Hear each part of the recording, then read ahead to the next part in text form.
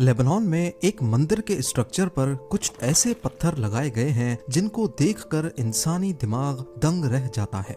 एक एक पत्थर का वजन 3 ब्लू व्हेल्स जितना वजनी है और हैरत अंगेज तौर पे इनको बड़ी महारत से वन पीस में ना सिर्फ काटा गया बल्कि 1.5 किलोमीटर दूर से ट्रांसपोर्ट भी किया गया, वो भी हजारों साल पहले। लेकिन मिस्ट्री ये है कि आज तक इंसानों की कोई ऐसी सिविलाइजेशन नहीं गुजरी जो इतने बड़े पत्थर काटने के लिए मशहूर हो। क्या इतिहास में कोई ऐसी सिविलाइजेशन भी गुजरी है जिनके पास वो नॉलेज थी जो आज हमारे पास नहीं? इन पत्थरों की जांच पड़ताल के लिए जर्मन आर्कियोलॉजिस्ट की एक टीम ने पत्थर की उस कान पर एक्सकवेशंस करना शुरू की जहां से ये पत्थर लाए गए थे। वहां आज भी एक इनकम्प्लीट पत्थर मौजूद है जिसका वजन 1200 टन बताया जाता है, यानी करीब 4 बोइंग 747 जितना। यहाँ खुदाई करने के बाद आर्कियोलॉजिस्ट को जमीन और रोमन एम्पायर के कुछ खंडरात को दुनिया भर से लोग देखने आते हैं। पर मजे की बात यह है कि ऊपर से दिखने वाले ये खंडरात बने तो रोमन एम्पायर के दौर में थे, लेकिन इसके नीचे आर्कियोलॉजिस्ट को कुछ ऐसे सबूत मिले हैं जिनका रोमन एम्पायर के साथ कोई कनेक्शन नहीं है, कम से कम अभी तक तो नहीं। यहाँ एंशियंट रोमन्स का बनाया गया एक मंदिर है जिसे टेम्पल ऑफ जुपिटर कहा जाता है। ये मंदिर आज भी रोमन एम्पायर के आर्किटेक्चर और उनके हुनर की आला तरीन मिसाल है। पर इस मंदिर की कंस्ट्रक्शन के नीचे बहुत बड़े पत्थरों की फाउंडेशन पाई गई है। पहले तो ये समझा जाता था कि शायद ये वन पीस में नहीं है बल्कि छोटे छोटे पत्थरों को बड़ी महारत से ऐसे जोड़ा गया कि ये एक ही लगे, लेकिन मुख्तलिफ टेस्ट्स करने के बाद ये बात कंफर्म हो गई कि ये कुछ और नहीं बल्कि एक ही जायंट पत्थर है। ये पत्थर, जिन्हें बाद में ट्रिलिथॉन्स का नाम दिया गया, एक एक की लंबाई 62 फीट, ऊंचाई 14 फीट और 12 फीट मोटे हैं। हैरत अंगेज तौर पे सिर्फ एक पत्थर का वजन 900 टन है। इतने बड़े पत्थर को एक्यूरेट ब्लॉक में काटना और उसको 30 फीट ऊपर उठाकर रखना इंसानी इतिहास में शायद पहली बार किया गया था। इन पत्थरों की साइज और वजन का अंदाजा लगाना हो तो एक एक पत्थर 9 लाख केजी का है, यानी दुनिया के सबसे भारी जहाज एंटोनोव AN-225 मिरिया से भी 1.5 गुना ज्यादा भारी। और पिरामिड ऑफ गीजा की कंस्ट्रक्शन में इस्तेमाल होने वाले सबसे बड़े पत्थरों से भी 10 टाइम्स बड़ा। इनके इतने बड़े साइज के बावजूद इन पत्थरों को किसी न किसी तरह कान से यहाँ तक ट्रांसपोर्ट किया गया, जो यहाँ से करीब 1.5 किलोमीटर दूर है, और फिर हेलियोपोलिस कॉम्प्लेक्स के 400 टन के ब्लॉक्स के ऊपर रखा गया, जिसके ऊपर बाद में कॉम्प्लेक्स की दीवारों को छोटे छोटे ब्लॉक्स रख कर खड़ा किया गया। जिस एक्यूरेसी से इन पत्थरों को काट कर जोड़ा गया वो वाकई काफी गैर मामूली काम है, खास तौर पर उस दौर के लिए जब मॉडर्न मशीनरी का तसव्वुर करना भी मुश्किल था, क्योंकि इनके बीच में कागज जितना फासला भी नहीं है। रोमन स्ट्रक्चर्स में देखा जाए तो उनका फोकस खूबसूरती पे होता था, वो अपनी कंस्ट्रक्शन स्किल्स दुनिया को दिखाना चाहते थे। लेकिन इसके बरक्स ट्रिलिथॉन्स को दिखाने के लिए नहीं बल्कि दफनाने के लिए यहाँ रखा गया था, क्योंकि फाउंडेशन का ये हिस्सा पहले जमीन के अंदर दफन था। ये देखने के बाद जहन में एक सवाल आता है कि कोई सिविलाइजेशन अगर इतना बड़ा कारनामा अंजाम देती है तो वो उसको छुपाएगी ही क्यों? एंशिएंट रोमन्स, जो अपनी हर स्किल का रिकॉर्ड रखने के लिए मशहूर जाने जाते हैं, इन ट्रिलिथॉन्स को कान से लेकर आने और इसको उठाने के बारे में रोमन डॉक्यूमेंट्स में इसका कहीं भी जिक्र क्यों नहीं है?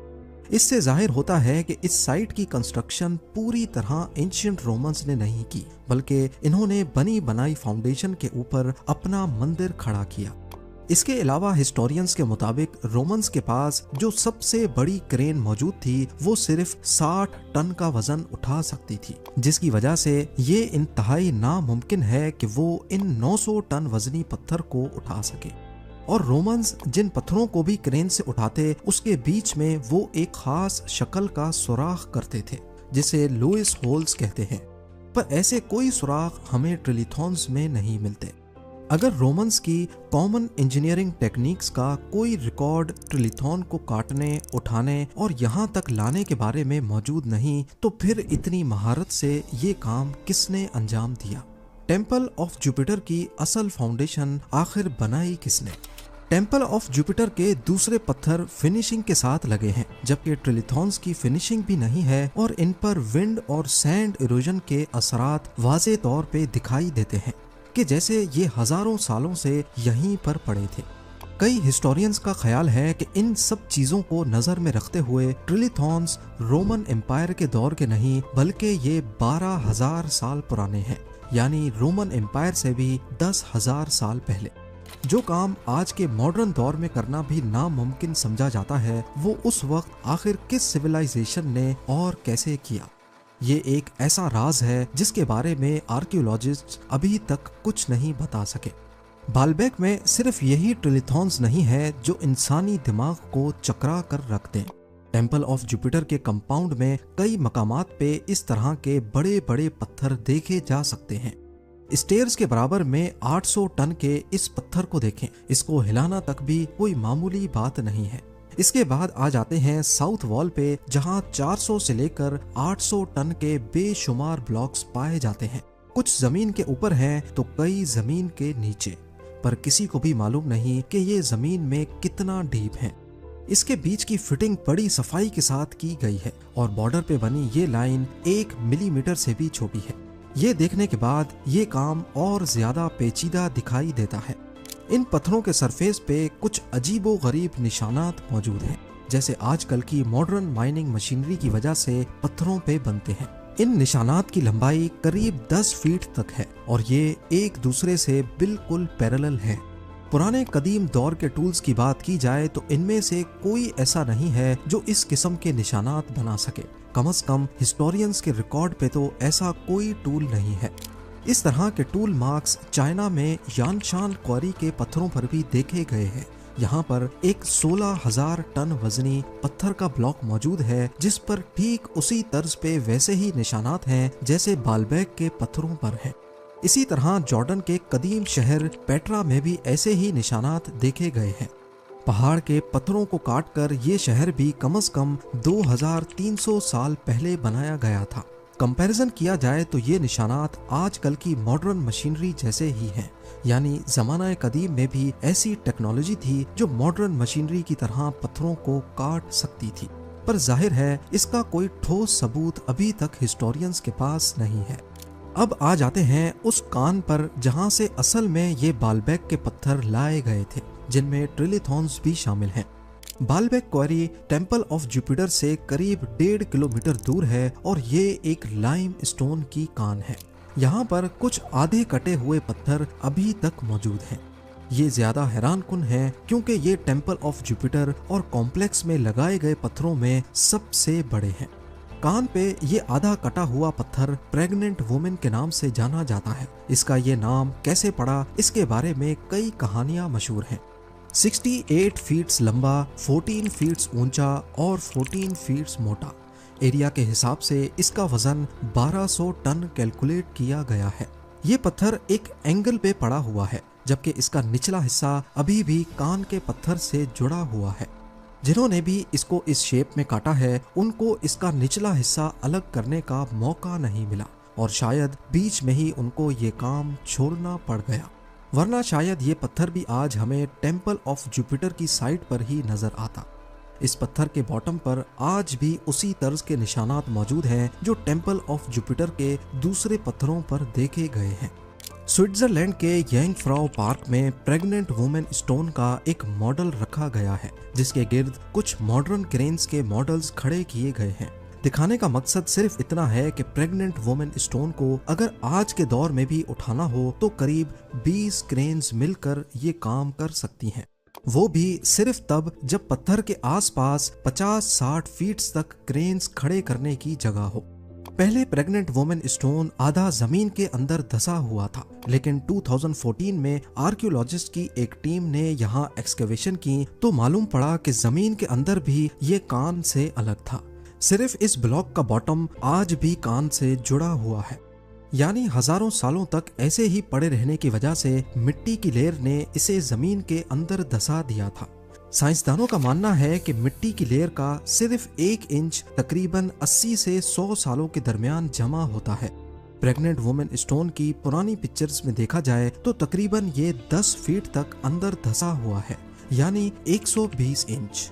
लिहाजा अगर 1 इंच 80 साल के बराबर है तो 120 इंच जमा होने में 9600 साल लगेंगे, लगभग 10,000 साल। इतना पहले स्टोन एज में इंसान इतने चैलेंजिंग टास्क करने के काबिल थे, ये सोचना और समझना काफी मुश्किल है। 2014 में जब इस पत्थर के लिए एक्सकवेशंस की गईं तो एक और हैरानकुन चीज सामने आ गई, एक और छुपा हुआ पत्थर। ये पत्थर प्रेग्नेंट वुमेन के बिल्कुल बराबर में जमीन के अंदर धंसा हुआ है, जो एस्टिमेट्स के मुताबिक 1650 टन वजनी है। फॉरगॉटन स्टोन के नाम से पहचाना जाने वाला किसी भी कान से निकाला हुआ ये दुनिया का सबसे बड़ा पत्थर का ब्लॉक है।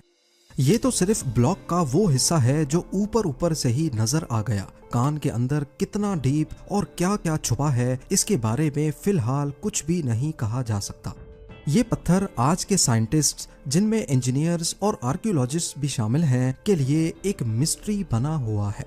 इसकी वजह यह है कि जो तरीके उन्हें काटने, ट्रांसपोर्ट करने और बिल्कुल सही जगह पर रखने के लिए इस्तेमाल किए गए, वो किसी भी मशहूर कदीम सिविलाइजेशन या हत्ता के आज के बिल्डर्स के लिए भी मुमकिन नहीं लगते। इसके अलावा इस कान से बाल्बेक तक का सफर पहाड़ की वजह से ना सिर्फ ऊपर की तरफ है बल्कि काफी खुरदरा भी है। ऐसा कोई सबूत भी नहीं मिला कि कदीम दौर में इन पत्थरों की ट्रांसपोर्ट के लिए कोई सीधा रास्ता बनाया गया हो जिससे पत्थरों को खींचना आसान होता हो। ना सिर्फ इतना, बाल्बेक की साइट पर ये बोझल पत्थर पहुंचाने के बाद इनको इतनी बारीकी से कैसे उठाया गया होगा। मान भी लिया जाए कि एंशिएंट बिल्डर्स ने पुली सिस्टम का इस्तेमाल किया होगा, तो भी पत्थरों पर ऐसे कोई निशानात नहीं मिलते जो किसी पुली सिस्टम के लगने का इशारा दे रहे हों। बाल्बेक के ये दो कामत पत्थर हमें एक कदीम सिविलाइजेशन का इशारा देते हैं। वो दौर जब इंसानों का कद काफी बड़ा था और इनका जिस्म किसी देव की तरह ताकतवर।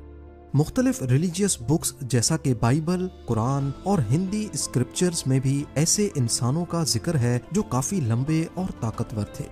इनके पास ऐसी पावर्स थीं जो किसी फिक्शन मूवीज में सुपर ह्यूमंस के पास होती हैं। मुख्तलिफ बुक्स में इनको अलग अलग नाम दिए गए हैं, जैसा कि बाइबल में इनको नेफिलिम कहा गया है। कहीं पर इनका कद 450 फीट बताया गया है तो कहीं पर 100 फीट तक। और उन सिविलाइजेशन के लिए शायद बाल्बेक के पत्थरों को उठाना इतना मुश्किल काम नहीं था। उम्मीद है जेम टीवी की ये वीडियो भी आप लोग भरपूर लाइक और शेयर करेंगे। आप लोगों के प्यार भरे कमेंट्स का बेहद शुक्रिया। मिलते हैं अगली शानदार वीडियो में।